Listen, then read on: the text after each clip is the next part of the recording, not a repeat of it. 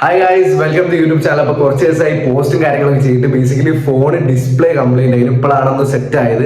അപ്പോൾ ഇന്ന് എൻ്റെ സ്കൂൾ പാവണ്ടൂർ ഹയർ സെക്കൻഡറി സ്കൂളിൽ ആനുവൽ സ്പോർട്സ് മീറ്റ് ആയിരുന്നു കേട്ടോ. അപ്പോൾ ഒരുപാട് sport events, running, shot put, javelin throw, discus throw, ഇതിൻ്റെ എല്ലാ ഇവന്റിന്റെ വിഷ്വൽസും കാര്യങ്ങളും ഒക്കെ ഇന്നത്തെ ബ്ലോഗിലുണ്ട്. പിന്നെ അത് കഴിഞ്ഞിട്ട് എൻ്റെ സ്കൂളിൽ NSS ചെയ്ത വർക്ക്, NSS എത്ര വെയിലുകൊണ്ട് എത്ര വർക്ക് ചെയ്ത്, അതൊക്കെ ഇന്നത്തെ ബ്ലോഗിലുണ്ട്. എന്തായാലും വീഡിയോ ഫുള്ള് കാണാം. ഫസ്റ്റ് തന്നെ ആനുവൽ സ്പോർട്സ് ഡേ അന്ന് NSSന്റെ വർക്കാണ് അവിടെ സംഭവിച്ചത്. ബേസിക്കലി ട്രാക്ക് ഫുള്ള് ഉണ്ടായിരുന്ന കല്ലും മണ്ണും ഒക്കെ മാറ്റി അവിടെ അടിപൊളി റണ്ണിങ് ട്രാക്ക് വരച്ചു. NSS ഫുള്ള് ക്ലീനിങ് ആണ്. നമ്മുടെ NSS ക്യാപ്റ്റൻ ഇവിടെ ഇല്ലേ വലിയ വലിയ കല്ലൊക്കെ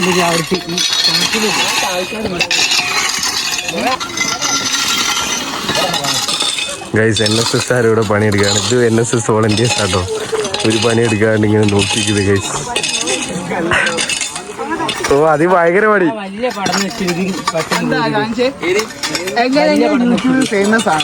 സ്പോർട്സിനുള്ള ട്രാക്കും ഗ്രൗണ്ടും ഫുൾ NSS സെറ്റാക്കി ഇനിയാണ് ഇവന്റ് സ്റ്റാർട്ട് ചെയ്യുന്നത്. അതിനുവേണ്ടി എല്ലാ ടീച്ചർമാരും സാറുമാരും ഒക്കെ റെഡി ആട്ടോ. ഗൈസ്, ഇപ്പൊ first event 100 metre senior boys.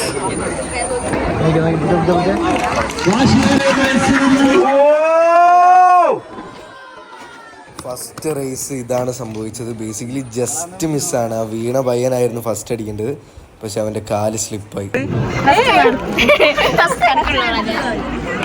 നടുക്കുള്ളവർ കേട്ടോ എല്ലാവരും വോട്ട് ചെയ്യുന്നത്. അപ്പോൾ ഗൈസ്, അടുത്ത ഇവന്റ് ആയിരുന്നു ഗേൾസിന്റെ 100 മീറ്റർ റേസ്. ഇത് ഭയങ്കര കോൺട്രവേഴ്ഷ്യൽ ആയിട്ടുള്ള റേസ് ആയിരുന്നു. കാരണം ആരാണ് ഫസ്റ്റ് അടിച്ചതെന്ന് ജസ്റ്റ് ഒരു കൺഫ്യൂഷൻ ഉണ്ടായിരുന്നു. പക്ഷെ അവസാനം പിക്ചർ ഫിനിഷിൽ ആ യൂണിഫോം ഇട്ട കുട്ടിയാണ് ഫസ്റ്റ് അടിച്ചത്. ഫസ്റ്റ് ആരാണ് കൺഫ്യൂഷൻ.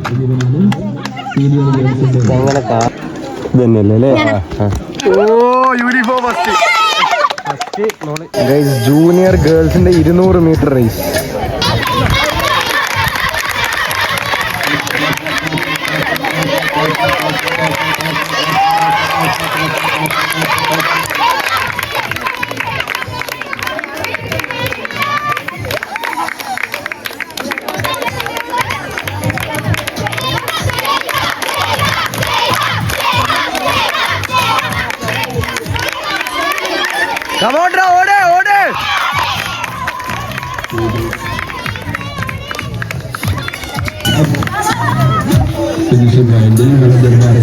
ഇത്ര ഫുട്ടേജ് മാത്രമേ സ്പോർട്സിൻ്റെ ഇതുള്ളൂ. കാരണം എന്താണെന്ന് വെച്ചാൽ ഞാനും ഒരു മത്സരാർത്ഥിയായിരുന്നു. അപ്പോൾ ഒരുപാട് ഐറ്റംസിൽ പങ്കെടുത്തതുകൊണ്ട് എനിക്ക് വീഡിയോസ് ഒന്നും എടുക്കാനായില്ല.